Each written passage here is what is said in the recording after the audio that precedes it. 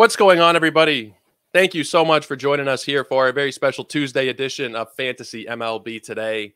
We are a Sports Ethos presentation, of course, and I'm your host, Joe Orico. You can check me out over on Twitter at JoeOrico99, and you can see all of our fantasy baseball content at Ethos Fantasy BB. That is the page where we post all of our podcasts, articles, news and notes, updates of the site, really any baseball content. Go over there and check it out. Leave us a follow. And if you're not on social media, sportsethos.com is where you get all of that right from the source.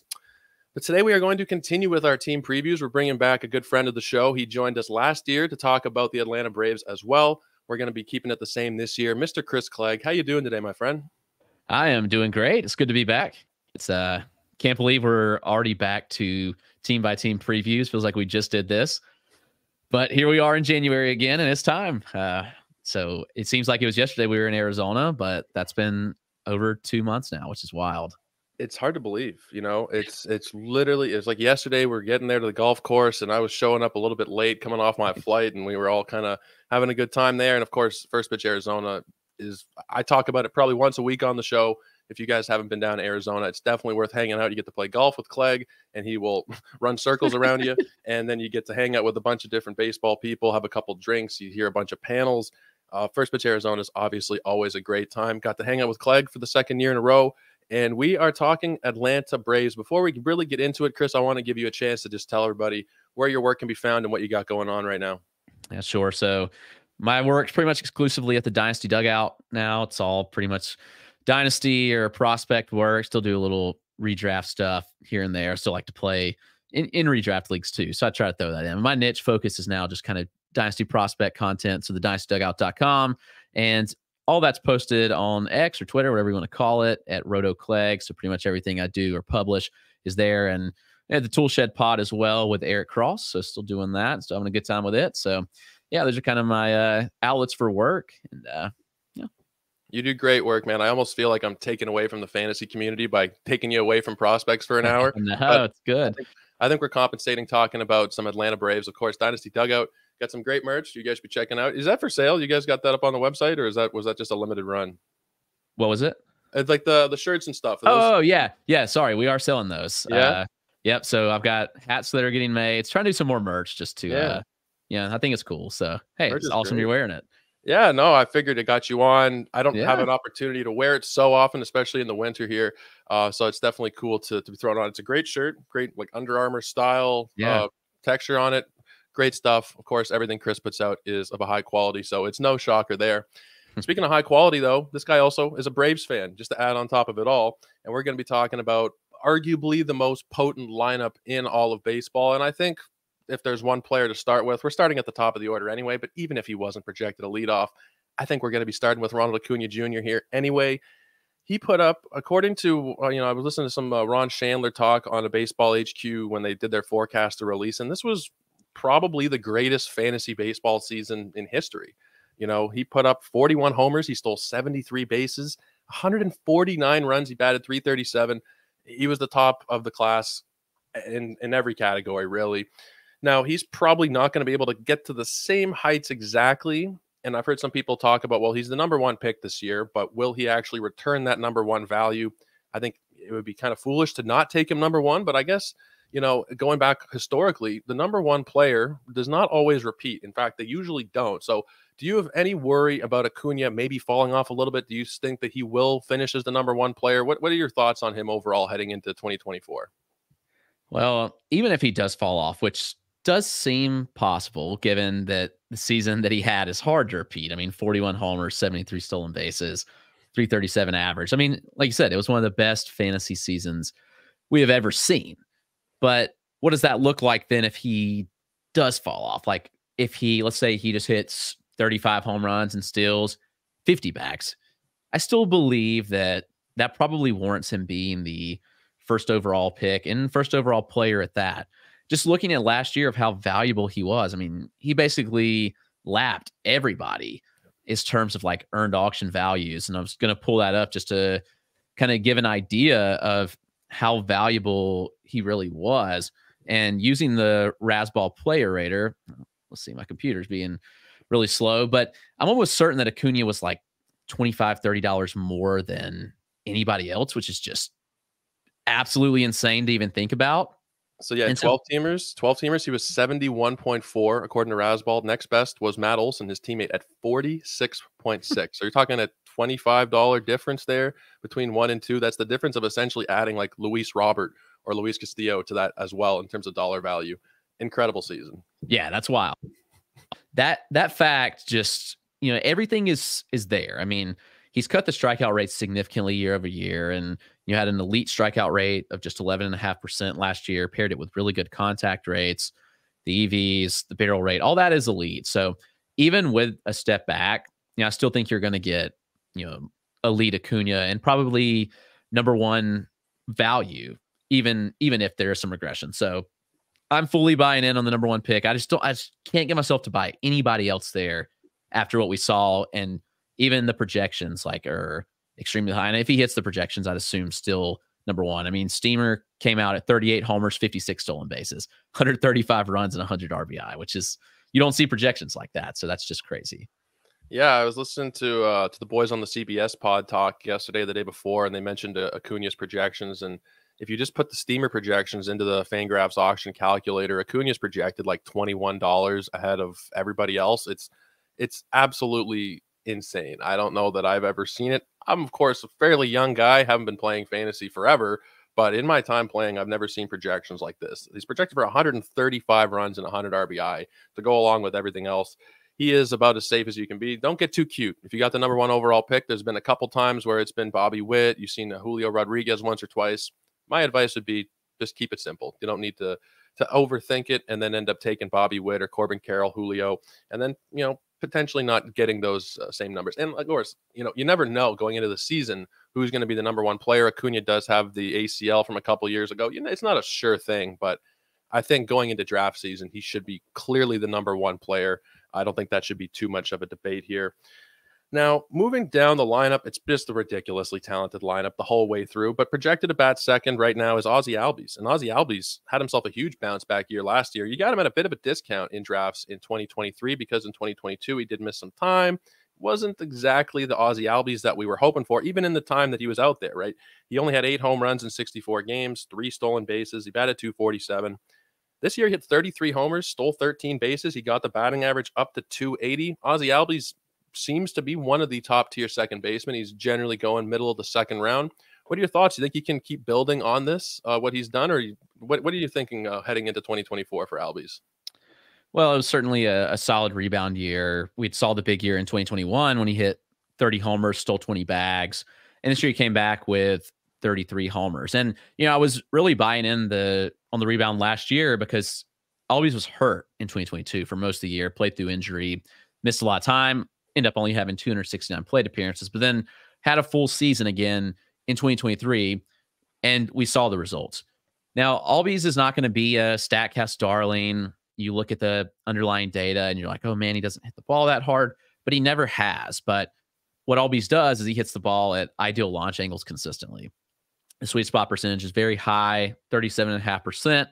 It's 83rd percentile among all hitters. So there's a lot of value to be had there when he's putting the ball in the air on the line so often. The strikeout rate dipped back down, and that was a concern for many. It was like, oh, the strikeout rate had kind of jumped up, and like, what would that look like? But the last 3 years, he's seen that strikeout rate drop in just 16.2% last year, being a really solid number.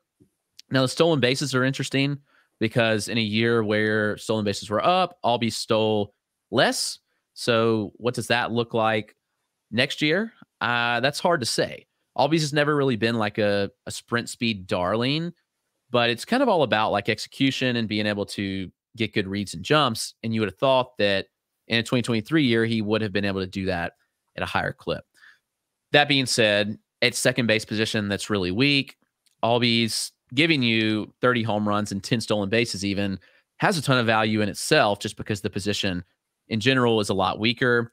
Steamer projects 29-13. That seems like a pretty solid projection. And if he hits in that spot, he's going to have a ton of opportunities to drive in Acuna, and he should score a lot of runs considering who's batting behind him. So I do think Albies is a good investment. Obviously, the cost is not nearly as good as it was going into 2023, But I still think the cost is pretty reasonable. You're getting him as a second-round pick. He may dip into the third round of some 15 teamers. For the most part, he's going to be in the middle of that second round, which if you want to fill the second base spot early, I think Albies is a great spot there. Yeah, Albies is generally right now his ADP is 22.5 over the last month or so. That's going back to December 1st, looking at draft champions on the NFBC. We have 23 drafts. He's going between 16 and 27. It's hard to not like it, though. If he's able to keep up, even if it's like 80, 90% of what he did last year, I think he's able to maintain that in that lineup. The counting stats for anybody in the top 5 they're going to be 100 and 100 threat, like Albies was very close to doing last year. He's projected for 99 and 94. Second base, like you mentioned, is not one where I really want to be caught waiting until post pick 200 to get my starting guy. I think Albies, if you are going to go for an elite second baseman, he's probably the guy that you are going to go to. I mean, Mookie Betts, obviously, you're going to have to spend a high first-round pick on him. Ozzie Albies does not have that same kind of draft capital, and, of course, I think the upside is not as high as Mookie Betts, but you're getting him 17 or so picks later as the second baseman off the board, and I think that is a pretty reasonable price. I wouldn't say that it's like a can't-miss kind of price because it is very high, right? So 22 overall, it's your second-round pick, but I think it's a fairly stable price considering what we've seen from Albies, and of course that lineup. That lineup is going to be something that I mentioned for like every single player. Well, he's in the Braves lineup. He's in the Braves lineup. It is a fact, and these guys are going to be able to just eat at the top of the lineup. And the number 3 batter in the order is going to be no different. That's Austin Riley. There's some people say you can write the stats down in pen before the year for whoever it is. Freddie Freeman is one of those guys where I've heard that before. You can write the numbers down. You know what you're going to get.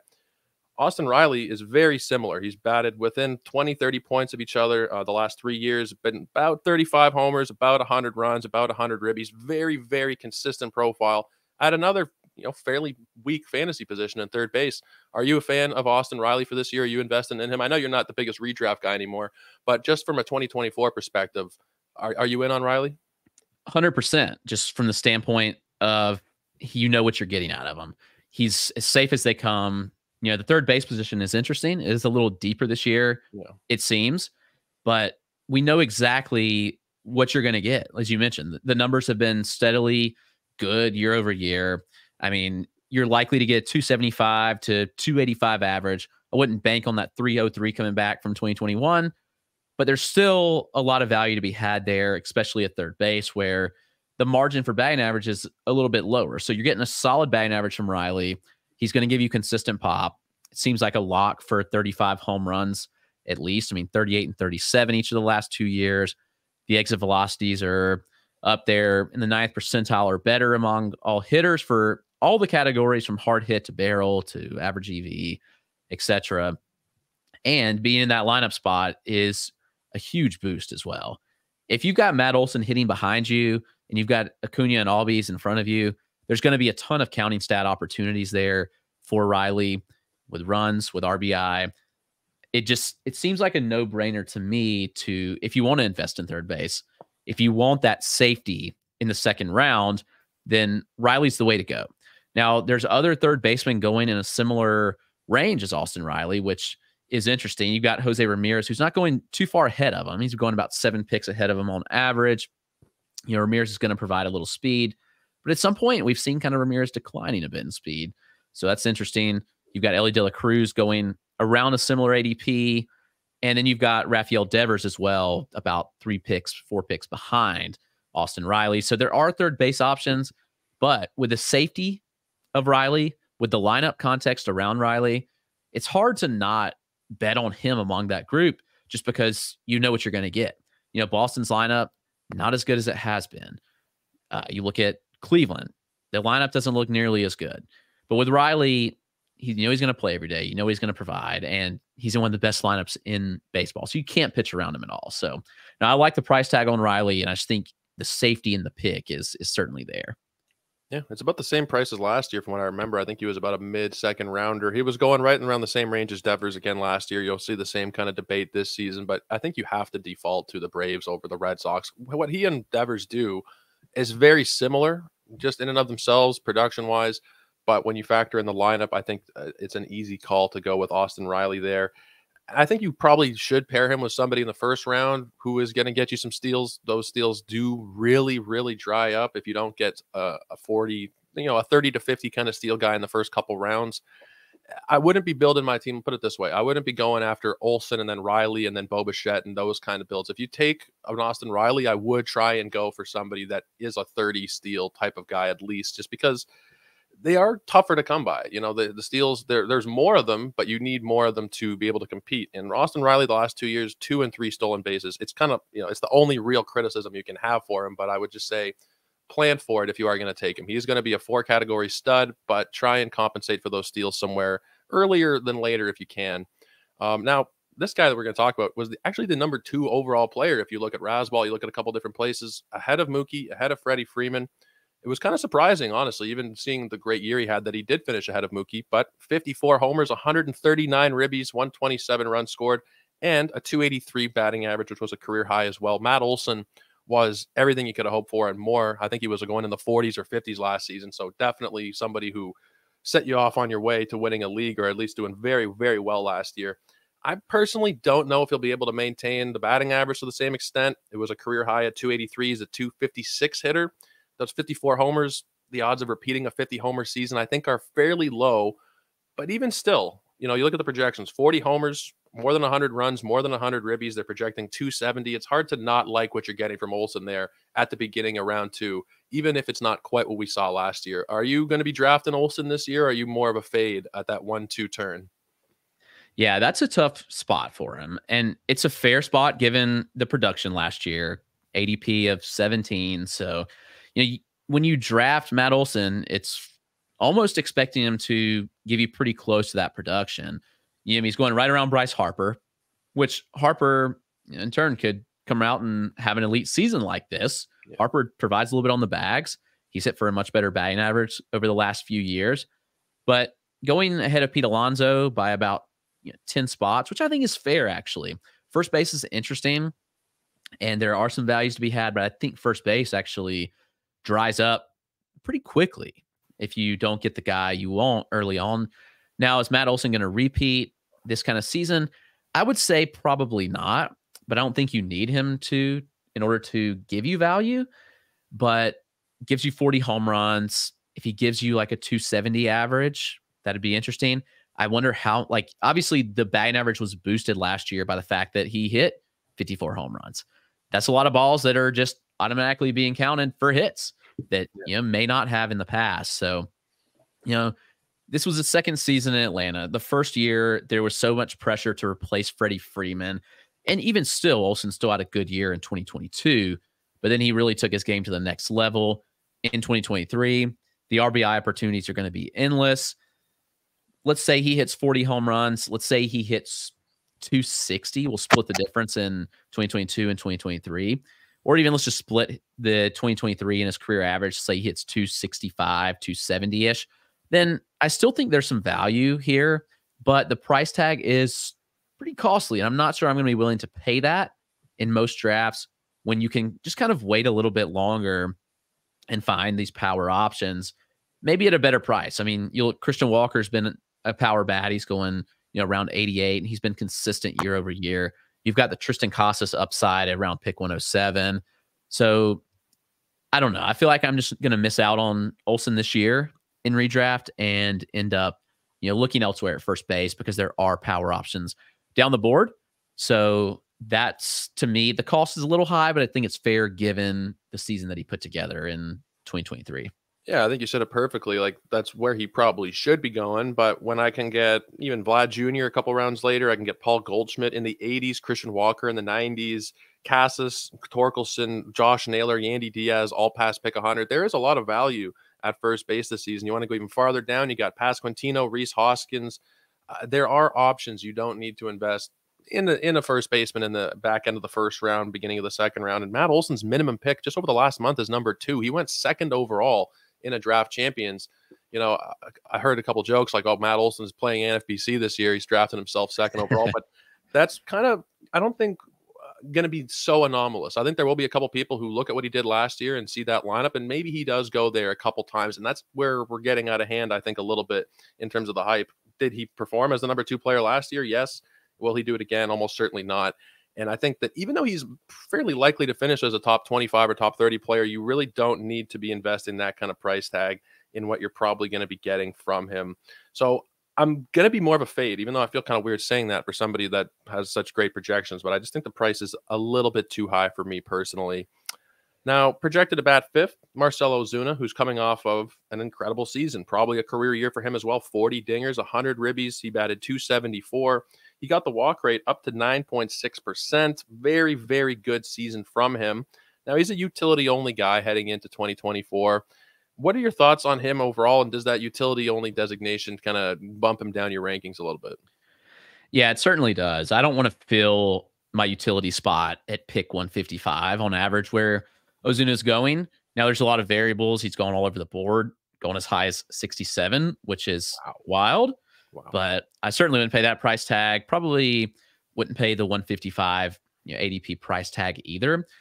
And you mentioned Ozuna had a career year, but what does it look like moving forward? We've known he's had the power. He hit at one point 37 home runs in Miami in 2017. So we've seen the pop. When he came over to Atlanta, I mean, this is by far his best year outside of the shortened 2020 season when he hit 18 home runs in 60 games. But this is also interesting because it's a contract year for Marcell Ozuna. We tend to see players play up in a contract year. I know there's a 2025 club option with Atlanta. Do they want to pick that up? I don't know. So a 33-year-old coming into a contract year, he's certainly going to want to repeat this.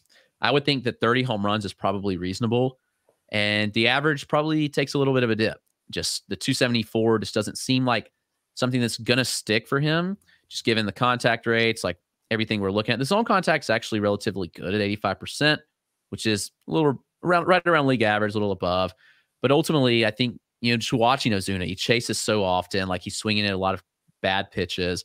And it does give me a little bit of pause, even though all the contact data does look fine. You just watch him and you're like, oh, like the overall contact due to the chase contact is a little below average. So, ultimately, I'm not buying Ozuna at the price tag. I think that he's probably a regression candidate. And I just can't justify filling the utility spot that early. And we know that he's not going to earn outfield. He's not going to play outfield at all as things stand without somebody being injured. So he played just 2 games in left last year. Seems likely he fills that DH spot again. And the utility only label kind of hurts his value. Yeah, and barring injury, like you said, I don't see him getting enough times in the outfield. Maybe if it's like a very low threshold, like Yahoo, I think it's a 5-game threshold in season. Maybe he can sneak into 5, but for the most part, he's a utility only guy. If you're taking a utility only guy in the first 100 or so picks, you better be playing for the Dodgers, and it better be Shohei Ohtani, I think. But I don't think Ozuna, just from what he does, and I know the lineup obviously adds a lot to it, like with every other player. He had 100 runs driven in last year, 84 runs scored, but I think you're going to see a little bit of regression as he gets older. Just it won't be, I don't think, drastic this year, but those 40 homers likely go to 30. The 100 RBI probably go to like 90, and the batting average, everything's probably just going to come down a little bit. Doesn't steal. I just don't really want to get myself into the Marcell Ozuna business if I can avoid it. There might be 1 or 2 teams where you think he's an okay, you need a bit of late power, whatever. But I think for the most part, you should probably not be targeting Marcell Ozuna in your drafts. Now, number 6, again, star-studded affair here. It's Michael Harris. Michael Harris is a very, very tricky player. I think he's one of the hardest players for me to actually rank because he played 114 games in 2022, 19 homers, 20 steals. He added 25 games this season, and the numbers were about the same. And I don't know if we can really read too much into that. He is still 22 years old. But I was expecting a bit more of a jump forward in 2023 that we didn't really see from Harris. And he started the year off freezing cold. A lot of people were dropping him in shallow leagues, and then he eventually did pick it up. But we didn't see much improvement this year, at least not from what I'm seeing here. The WRC Plus went from 137 to 115. It wasn't a bad year, but it wasn't quite what I was expecting. And the price tag on Michael Harris is still generally about a 3rd-round pick. What are your thoughts on him right now? Well, I will say there's a caveat of Harris was hurt to begin the season. He spent the first 2 months pretty banged up. And I think that had a large effect on him. You just kind of look at the numbers through May, and you look at the rest of the season, they're drastically different. I mean, from the beginning of the season through the end of May, Harris hit just 174 with a 260 OBP and a 266 slug, 2 home runs over that span. So it was really bad. As I mentioned, he was pretty injured, and he missed some time in June due to injury too. he was kind of on and off, but that's where he really began to pick things up. And to finish the year from June on, hit 326 with a 352 OBP and a 535 slug and 16 home runs, 15 stolen bases over those 416 plate appearances to end the season. So looking at it, he still was pacing for nearly 30-30 when he was healthy. And even for a full season at that, just given the fact that, he did miss time and didn't give you a full season worth of plate appearances, but he was extremely good. The contact rate soared up from June on. The exit velocities, hard hit rate, all that was extremely good. And it just kind of shows you like how bad things were for him in the first 2 months. And I do think a lot of it was due to injury. So Harris is an interesting eval, as you mentioned, just given the draft price, 36 ADP. It's pretty high, but I do believe that Harris is more the player we saw healthy than he was in those first couple months when he was banged up and really dealing with injuries. So I'm happy to buy in at the cost. I think he is a solid source of all categories: power, speed, batting average. He's going to give you a little bit of it all. And you factor in the run and RBI potential in the lineup, then he should be in a pretty good spot. He drove in just 57 last year, but he did spend time at the bottom of the lineup. So that obviously matters. And if we see him hitting in the spot, I think this is actually a really good spot for him to hit for all those reasons, for runs, RBI. So I'm actually buying Harris at the cost. And I really do believe that he could have a really solid 2024 season. I hope that they keep him where the projections are looking like in the 6 hole, because he has been, if you just look at last year and even his rookie season, he started 88 times in the 9 hole, and that will limit you to some extent. Now, of course, that'll flip over and you'll have Acuna and Albies and Riley and Olsen batting when you're on base. But I think I would be a lot more interested personally if we knew he was going to bat second. If we knew he was going to be, and I don't think that that's really going to happen. And that's where I think that he probably should be. Maybe the on base is a little bit too low for that, but I think maybe I'm just selfish from my own fantasy point of view. I'd want him to bat second. I just personally can't get behind him at this point, at this price. And I know NFBC outfielders really go, speed really goes, and he gives you both of those. You don't need to be, drafting him in the first, second round. He is a 3rd round player, and the production, like you said, he was a 30-30 pace guy. We know he's close to a 300 average. He could give you a 1st round season hypothetically. I just haven't been able to personally draft him, and I think part of it is my concern with where he is in the lineup. I'm really hoping that he is able to bat in the middle and maybe get a few at bats closer to the top of the order. But personally, right now, I just haven't been able to draft him, and maybe I haven't read enough into the injuries last year. I haven't given him enough benefit of the doubt there.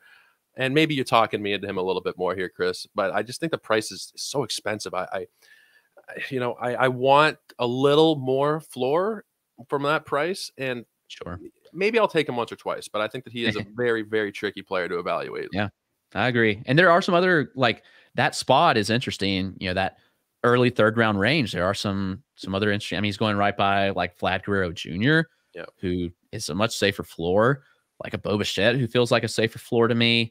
But with the counting stats, like, I think it's a fair spot for Harris, and especially if he dips a little bit. I see the max pick of 50. Like, I'd scoop him up there all day long if I could. Let's move on to catcher, and this one I think we'll talk about them both together. Sean Murphy and Travis d'Arnaud. Last season, a lot of people were kind of confused. Travis d'Arnaud was getting a lot of the reps early on in the season, and he was doing very, very well. Forget what the injury was, but d'Arnaud went down, and then Sean Murphy was Superman essentially in that lineup when he was healthy last season. He had 21 homers in 108 games. Now, he did tail off a little bit, but I'm kind of confused as to what their plan is going into the season. Now, if both catchers are healthy, do you think there's a chance that they actually do, lean towards d'Arnaud a little bit more like they showed they would at the beginning of last year? d'Arnaud is older, so there's probably that you got to factor in as well. But do you think that it's so clear cut that Murphy is the number one at this point, or do you think it's more of a shared duties kind of thing? I really thought with the contract that the Braves handed out to Murphy after they traded for him, that he was like going to be locked in everyday guy. The interesting thing is, like, d'Arnaud is just never really healthy, but we did see him take reps from Murphy. Murphy also dealt with some injuries, hamstring issues. He dealt with a concussion that he played through towards the end of the year. So that obviously kind of factors in the numbers, and his first half pace was just absolutely insane. He hit 17 home runs in the first half, had a 306 average, and in the second half just completely fell off the face of the earth with a 159 average, 4 home runs. But I wonder if a lot of it was attributed to, the injuries that he was dealing with, hamstring, concussion, like those things seem to really bother. And, you saw ultimately, I think the launch angle went down, more ground balls, all that stuff. And so hard hit data, extremely good. Contact skills, solid. Doesn't chase. Disciplined hitter. I would say worst case that Murphy probably gets, 65% of the starts, which doesn't seem like a lot, but from a catcher, if they give you 65% of the starts, let's say that there's like 750 available plate appearances there. Like that's probably, he's still getting close to 500 plate appearances, and that's valuable from a catcher for Murphy's caliber. So, I think Murphy is a good investment right now. His ADP lines up as the 140 spot. Similar catchers going in that range. Like there's a lot actually in the spot with Cal Raleigh, Sal Perez, Francisco Alvarez, Wilson Contreras, Gabriel Moreno. All those guys are going within a couple picks. So it does give you some choices there. Murphy, I do believe in the upside, and I believe that his defense does make the difference. So for that reason, he probably gets more reps just because the defense is so good. Do you think you could make the argument just because of how cheap the price is? D'Arnaud's not going until about 380 on average, that he does make a decent little handcuff, or as a DC kind of second catcher, maybe a third catcher, and he might just luck into 50% of the playing time. I don't expect it, but I wasn't expecting him to start off as the primary catcher last year either. I'm not really sure. So I think that you could make the argument that d'Arnaud, just based on price, is a very reasonable target there as your second or third catcher. Yeah, I think so too. The price is really good. And ultimately, why not take the shot there? d'Arnaud may get some reps at DH. Zuna could have days off if he struggles, and d'Arnaud can fit in there when he's not catching. So I think d'Arnaud does find the plate appearances, and I do think that he's actually a pretty solid investment at that price point where he's going. Yeah, absolutely. Now, if he's like your standard 12-team Yahoo league, probably don't need to be taking Travis d'Arnaud, but if you're in a draft champion NFBC type of league, that's where I would be taking a look at him. Now let's talk about a new addition. Somebody that I'm still pretty big on. You're obviously the co-host with Eric Cross, so you know who this guy is. This is Jarred Kelenic. Jarred Kelenic is somebody that I still believe in. I think that he can be a 20 home run bat who can bat maybe 260, 270. And I think going to an organization like Atlanta is really good for him. Better ballpark, better teammates, better everything. Are we going to see him finally have everything click in 2024 now? Or are we maybe more on the side of Kelenic's never going to live up to what we thought? Where are you at right now? Yeah, I'm certainly buying in a Kelenic bounce back. I mean, there was so much pressure in Seattle. Before Julio Rodriguez, Jarred Kelenic was the number one prospect. He was the top guy. And so there was pressure when he came up. And, the more we've learned about Kelenic, it's the more that he really puts all that pressure on himself to be the guy. And now you have him in a situation where he doesn't need to be the guy. He can be the sixth best guy, the seventh best guy on the team, and that still be pretty good and provide value. Even last year, he struggled, but he still posted a 108 WRC plus, pretty solid, 11 home runs, 13 stolen bases. And he was really seemed to be breaking out in the early going and ultimately tailed off a bit. So, when you're looking at Kelenic, I think that there's a chance that he does provide a decent return on value. He has power. He has speed. I don't see why he can't get to 20 home runs, in my opinion. He hits the ball hard enough. He hits the ball at ideal angles consistently. This seems like the prime left-handed bat to hit some serious home runs over there in the chop house and ultimately provide speed too. 15 stolen bases, 20-plus home runs. And even if he hits 260, then I think there's plenty of return on investment here.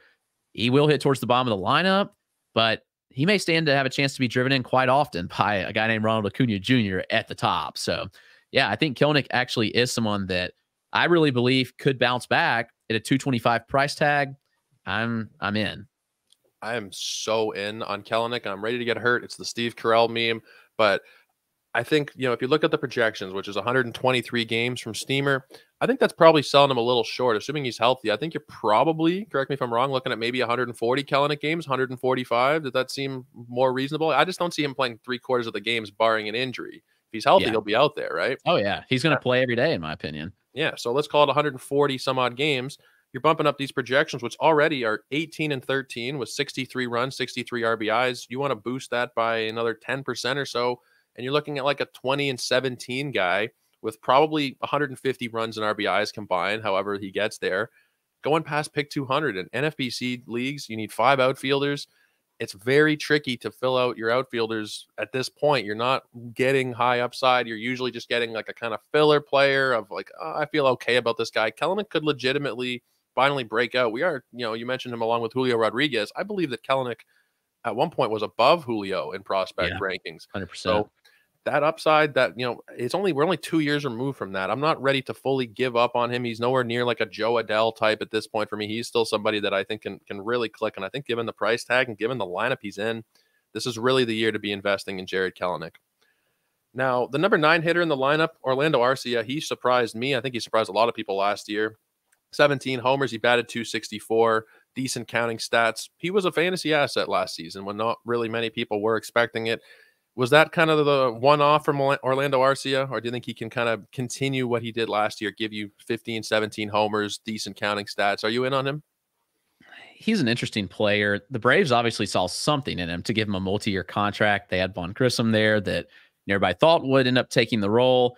And then Arcia comes and they give him the multi-year deal. And it's a cheap multi-year deal at that.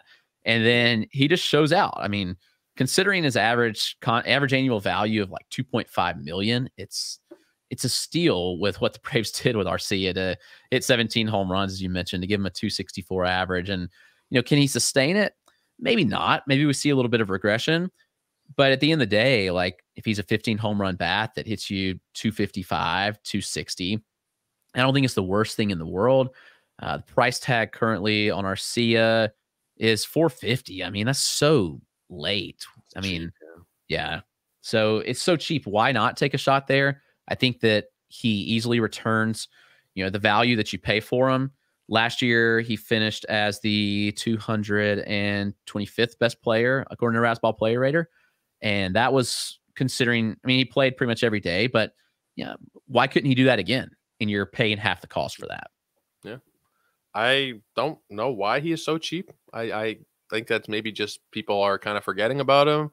But as the number 9 hitter in that lineup, I've made the argument for Gavin Lux this year as well. You're in the number 9 hole, but you're flipping over to some incredibly talented players at the top. And we saw it last year with Arcia getting close to 70 runs from the 9 hole. You're not getting that from a lot of players that go along with the 17 homers as well. I don't know why the price is so cheap. Do I want him as my starting fantasy shortstop? Probably not. But any NFBC style league, you want some kind of middle infield, corner infield depth. That's the kind of guy that Arcia is. Not necessarily a starter, but somebody where you can plug him in a pinch and start him for a week or two. And you're not going to be saying, oh shit, like this is going to be terrible. Like he's still probably going to be able to give you good counting stats, good batting average. So I see no reason literally to fade pretty much anybody in this lineup, but Arcia, considering the price is so cheap, it's hard to not be pretty interested. Now, in terms of the rest of the bench bats, I don't think we're too interested for anybody here from a fantasy point of view, right? Yeah, no, 100%. I'm in there. Just I don't see why not. Why wouldn't you take a shot? Yeah. Now let's talk about the starting rotation a little bit. Spencer Strider is my favorite pitcher in all of baseball. I've made no bones about that. I've been talking up Spencer Strider for the last 2 years. If you search Strider in my tweets, it actually might be my most tweeted about player because I've just been obsessed. I've been obsessed with this guy over the last couple of seasons. And he didn't get the results that a lot of people probably wanted, and myself included, in 2023. And that led a lot of people to kind of think that maybe Strider's a little bit overrated or whatever. Let them say that, because I think that Spencer Strider is probably the best pitcher in all of baseball. He's projected from Steamer to be the Triple Crown winner, not just if you're looking at the National League. For all of Major League Baseball, he's projected for the most wins, the most strikeouts, the best ERA. It's hard not to like him, however you look at it. Is Strider the best pitcher in baseball, and should we be drafting him as such for fantasy? I think so. And, everybody's going to kind of be quick to point to his ERA last year and, not nearly what you had hoped for. He gave you 3.86, but you look at all the peripherals and they were all extremely good. 3.09 xERA, a 2.85 FIP, a 2.92 xFIP, and he gave you 186 innings. I think many question how many innings that he would get, and he certainly gave you everything and more. And there's no reason to think that we couldn't see that number step up even further, push you close to 200 innings and 200 elite innings at that.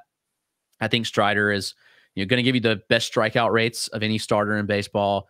I think that you see the ERA tick down. I don't think that's an indicator of the kind of pitcher that he is.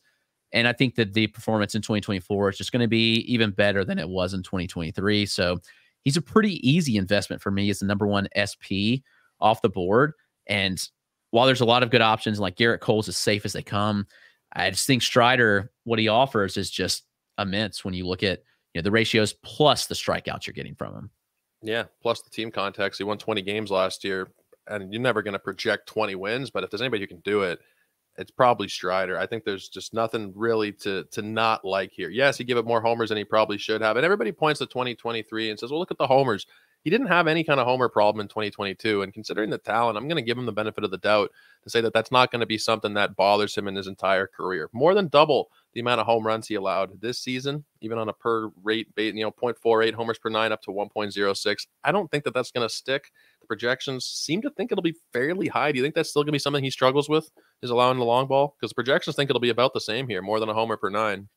Yeah, and it's interesting to see because, the rate was over double what it was in 2022. Will that sustain? I don't know. I have a hard time believing that we don't see some positive regression in that sense. Like, you kind of look at the overall profile, and his home run to fly ball rate jumped pretty significantly.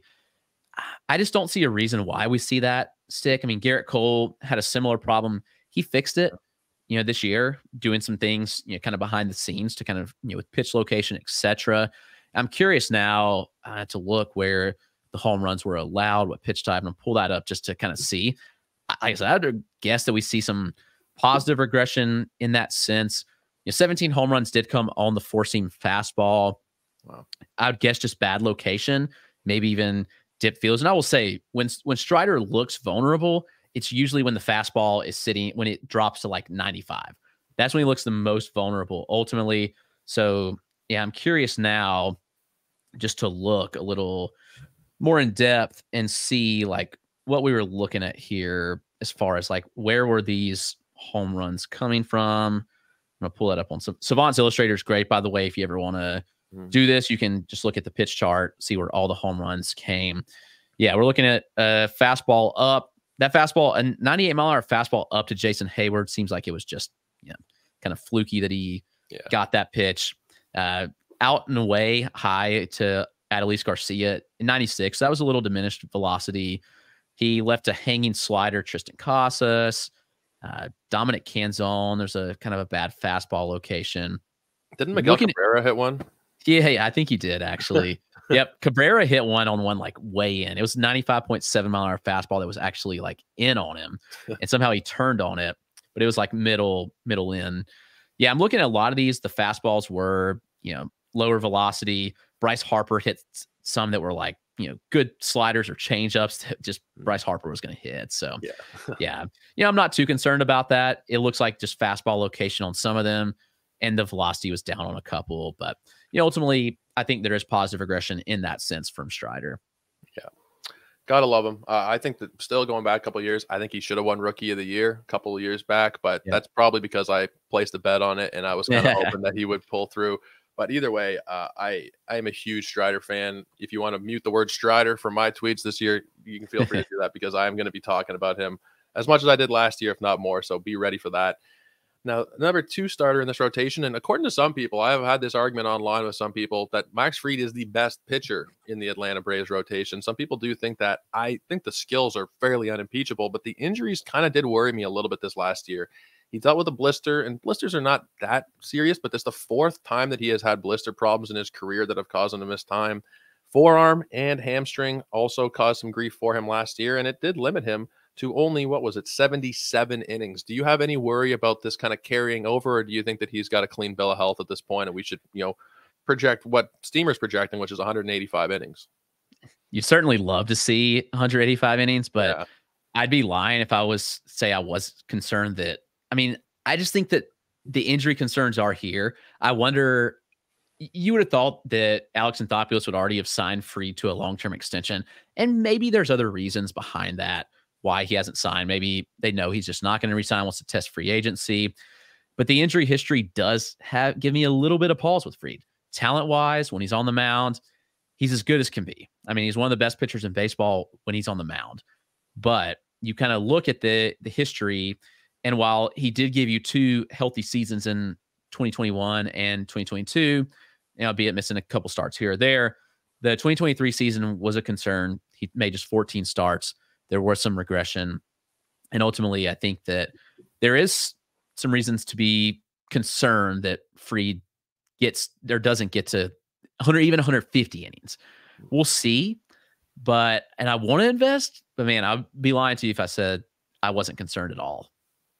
Yeah, I think the skills are just so good, and that's why people are still drafting him very high up. Where he's going right now is 66. I mean, that's 5th round or so of a 15-teamer. He's probably in a lot of builds, your number 1 starting pitcher, maybe your number 2 starting pitcher. I think there is a lot of risk there. And, it's great to see, like you said, the projections that think he'll be healthy. But just looking through the injury history page, it does give me pause. And in that range, do I really want to be taking him when I can go for, and I'm somebody who generally wants to wait on pitching, but when you're talking about like the 5th round or so, I just think that you can go for some more stable, like a Logan Webb is going in the same range as him. Logan Webb, I think doesn't have the same upside, but I think the floor is a lot higher. Blake Snell, there's reasons to fade Blake Snell, but he's going in the exact same spot too. Grayson Rodriguez, Kodai Senga, Yuri Perez. It's kind of a deep area, and I wouldn't feel the need to, you have to take Fried here. I think that you can, but there is a ton of options in that range. And if you want to take a starting pitcher, you can take somebody I think that has a little bit more certainty, a bit of a higher floor in that range. You agree? I kind of agree. Yeah, I agree with that sentiment. I think that if you get a healthy Fried, you get a positive return on investment, but if not, I think there's other options if you are concerned. Yeah, absolutely. Now let's talk about the old man of the staff, Charlie Morton. Charlie Morton still was able to give you a good year last year, despite the fact that he's just about, has he turned 40 years old yet? Yeah, he just turned 40. He gave you a 163 innings of a 3.64 ERA, 26% strikeout rate. Now the walks were pretty high, and the supporting metrics did not suggest that he should have had a 3.64 ERA, probably should have been above 4, but he went out there and he gave you another good season. And generally speaking, he's been very good now for the last 6-7 years. Does he have one more in the tank, you think? Or are we at the point where we should probably be avoiding him? Well, I keep thinking that he's an avoid. And, again, we had a 30-start season in 2023, and the results were still solid. I know some of the peripheral numbers weren't nearly as good, but his fastball velocity it sustained. Obviously, he's got the big curveball. Like, he just gets the job done. Maybe it's safer to say Morton gives you 140 to 150 innings as a 40-year-old. I guess this is his last year, and he's going to want to go out on a positive note. But I'm interested. The price tag on Morton at a 2.44 ERA. I think there's other options around there that are intriguing, but Morton surprisingly feels like a semi-safe bet of what what you're going to get from him, at least from the ERA standpoint. He's going to give you decent strikeouts. I mean, he's had a high strikeout rate consistently, over the last few years. I mean, last year it dipped to, just below 26%, still a solid number. So it's an interesting debate here. Morton's whip was certainly bad, and that's a factor. I think the wheels could come off at any point, and that's why the Braves have kind of bulked up some pitching depth. Yeah. But if you get 140, 150 innings out of Morton and they're solid, I think you have to be pretty happy. Yeah, I think considering the price, 94th pitcher overall that's mixing in starters and relievers off the board. I wish there was a way, as a side note, to sort starters and relievers on the NFBC site, but that's something you got to kind of do manually. But the 94th pitcher off the board, he's going in the same range as Tristan McKenzie, Nick Lodolo, Max Scherzer, Yusei Kikuchi, Kenta Maeda, Lucas Giolito. I don't mind him. I honestly don't mind him. Just thinking about these names, there's some concerns that I have with kind of all of them. And there's concerns with Morton, but at least you have good strikeout upside and you still have a good team. You won 14 games last year. This team is not going to be substantially different in terms of their win and loss record, I don't think. And Morton, assuming he's healthy, probably can bank on double-digit wins with good Ks and around a 4 ERA, I think, and a pick 250-ish. I can get behind that. Even though there are risks, at that point, you're not getting any, unimpeachable assets. There's going to be a risk with anybody in that range. I think the upside does kind of give me some reason to be drafting him a couple times this year. Chris Sale. Chris Sale is the next guy, and you want to talk about a tricky guy to figure out. He was really good this past season, despite the fact that he had a 4.3 ERA. He had a 29% strikeout rate, 22.6 on the strikeout minus walk. He had a SIERA of 3.5. He was really damn good when he was out there, and he actually threw 20 starts, which was a little surprising, considering the way the last 2 years have gone with 11 starts combined. The only question for me is health, and it's hard for us to figure out here on the podcast if Chris Sale's going to be healthy. But would you be interested in taking a chance on Chris Sale at this point? I think so, from the standpoint of he knows he doesn't have to be an ace in Atlanta. He's been an ace consistently throughout his career, but he's at a point in his career now where he doesn't pitch like an ace, and he's not expected to in this Atlanta rotation. He can be the 3 or 4, and that'll be completely suitable. He can give you 140 innings, and I think that there's value in that. Sale said in an interview the other day that this is his first normal, healthy offseason that he's had in some time. And, we take that at face value. The player's obviously going to promote themselves being healthy. We don't know for sure. But I do believe that Sale does still have stuff, and he still can compete. We saw down the stretch last year, he was really solid, especially in September and October, posting really solid numbers at 2.88 ERA over that month. He struck out 29 batters, looked pretty good across the board in 25 innings. And the second half numbers were pretty respectable. So I don't think you need to draft Chris Sale thinking he's going to be an ace. I think you can draft him here knowing that if he gives you innings, he's going to provide value. And it's worth the potential risk because I think he could return some solid value if he gives you 140 innings. And I think that there's potential for him to new home, new start, competing team. I think he may have a new fire lit under him, even though he's going to be 35 to begin the year. Yeah, and the price is, I think, the lowest probably we've ever had to pay on Chris Sale, 174. At that point, in a 15-team league, you're talking about round 12 at that point? You probably have 3 or 4 starters. To your point, the Braves aren't expecting him to be an ace. You don't need him to be an ace for your fantasy team, but then again, he could be. If he starts 25 games, I could see Chris Sale having another 22% strikeout minus walk year with something close to what the SIERA was, maybe like a 3.6, 3.7. I think it's still in the cards for him. The fact that he hasn't thrown so many innings these last couple of years, despite the fact that he's injured, you're going to have less wear and tear maybe. I know I'm just trying to find a positive there with the injury. There's not as many innings under his belt as there maybe should be at this point of his career. So that might be something where in the latter half, he can kind of make it up to some extent. I wouldn't be expecting that necessarily. But if you're able to get 130, 140 innings out of Chris Sale pitching for this team, I think that you're going to be very happy in round 12 of a 15-teamer. And you're talking even later. Most people don't play in 15-teamers. I always talk about everything from a 15-team point of view, but realistically in a 12-team league, this is like round 15, round 16. It's a point in the draft where you're probably dropping half of those players at that point on anyway. And the potential for an ace in Sale would be enough for me to take the chance. He's not somebody that I'm taking on every single team, but a couple times this year for sure, I would be taking Chris Sale at that point, assuming the price doesn't skyrocket, because a lot of these are slow drafts. The ADP takes a little bit of time to kind of update. Maybe people start pushing them up to 120, 130, 140, which I wouldn't like. But at this point, it's hard to not be at least somewhat interested in Chris Sale. The 5th projected starter is Bryce Elder. And Bryce Elder gave you a really good season. It was a little bit deceitful, honestly, considering what the advanced numbers and the stuff is really not great. If you look at Eno-Sarris' stuff numbers, the strikeouts are very low, but yet he gave you a 3.81 ERA this past season. He was able to win 12 games for you. He was a very solid fantasy asset. I personally don't have any interest in Bryce Elder. I think that the wheels are probably going to come off a little bit, but I'm interested to see what you think. Yeah, I think the second half was more of who Bryce Elder really is.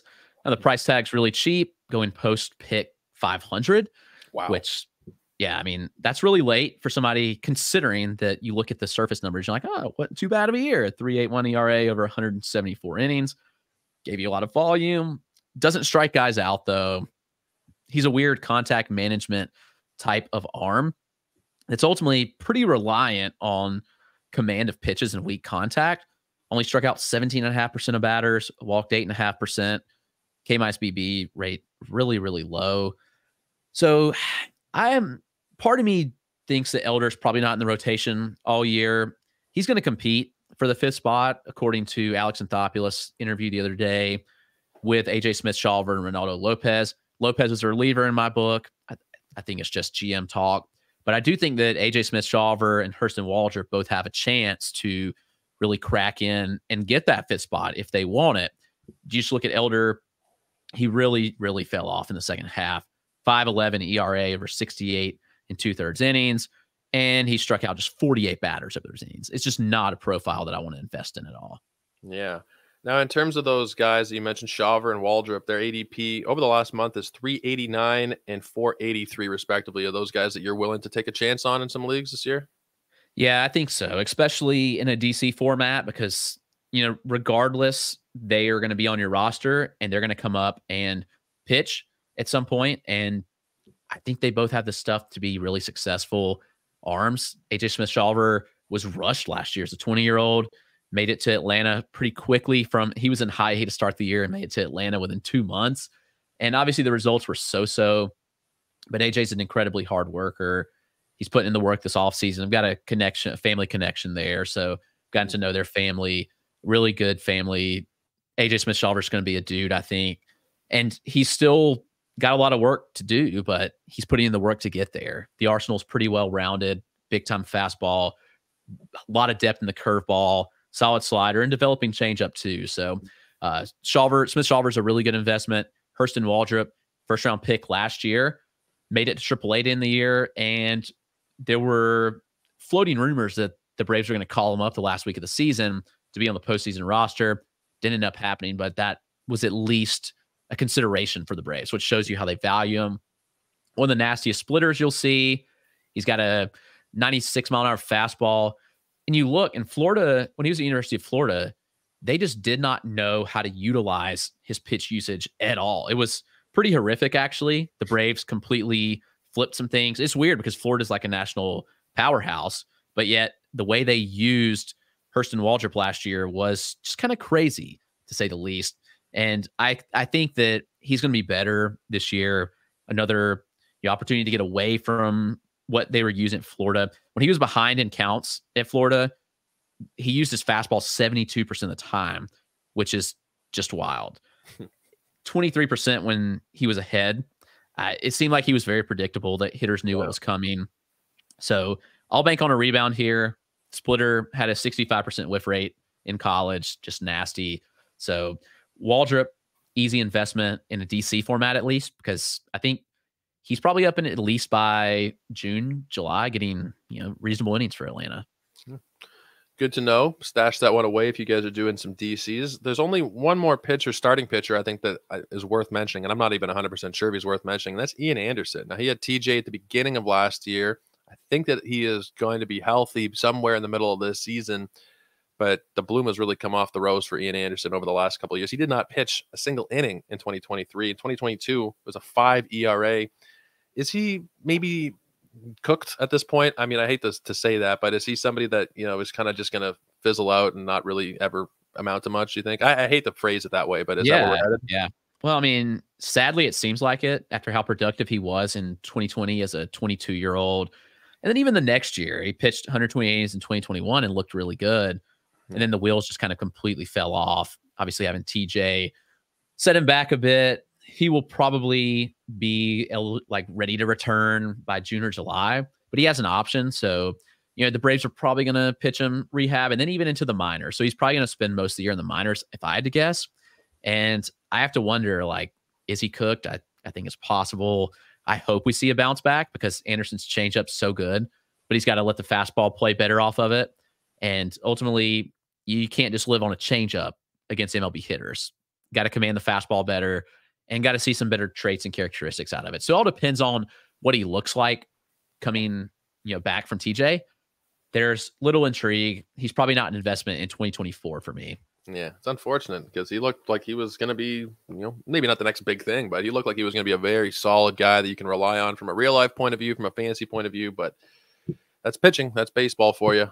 Arms are very volatile. Let's talk a little bit about this pen. I don't think there's any question that Raisel Iglesias is going to get 90+% of the saves. AJ Minter also very solid, and they brought in Ronaldo Lopez. They've kind of done a lot to this pen this offseason as well. They brought in Aaron Bummer. They're looking pretty damn solid top to bottom here. This pen, though, it's Iglesias, but let's say Iglesias does falter, he gets hurt or something. Is it Minter? Is Minter the guy that they would turn to, or would it be more of like a Lopez-Minter split? What are your thoughts there? I could see it being split.